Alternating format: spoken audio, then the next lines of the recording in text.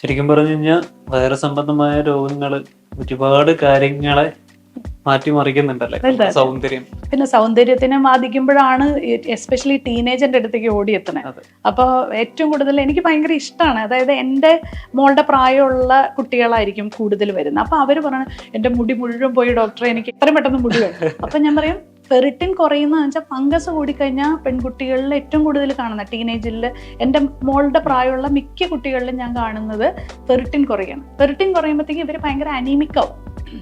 അപ്പോൾ ഓരോ പ്രായത്തിലുള്ള ലേഡീസിന് ഓരോ രീതിയിലുള്ള ലക്ഷണങ്ങളായിരിക്കും.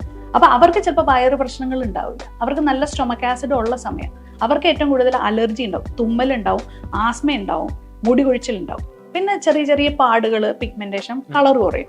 ഇതാണ് പെൺകുട്ടികളിൽ കൂടുതൽ കാണുന്നത്. അവിടെയും ഞാൻ ഇമ്മ്യൂണിറ്റി കൂട്ടി ഫെറിറ്റിൻ, അതായത് അവരുടെ സ്റ്റോർഡ് അയണിനെ മറ്റേ അതിൻ്റെ അംശത്തിന് നമ്മൾ കൂട്ടിക്കഴിഞ്ഞാൽ കുട്ടികളുടെ മുടി കൊഴിച്ചിൽ മാറും. വൈറ്റമിൻ ഡിയും ഫെറിറ്റിനും മാത്രം കൊടുത്താൽ മതി അവിടെ. അപ്പം അങ്ങനെയുള്ള ലക്ഷണങ്ങളെ നമ്മൾ ട്രീറ്റ് ചെയ്യും. മൂലകാരണത്തിന് ഒപ്പം തന്നെ നന്നായിട്ട് ഒരു മാസം 2 മാസം എടുക്കും. ആ ട്രീറ്റ് ചെയ്താൽ നമുക്ക് പൂർണ്ണമായിട്ടുള്ള ഒരു സൊല്യൂഷനിലേക്ക് എത്താൻ പറ്റും.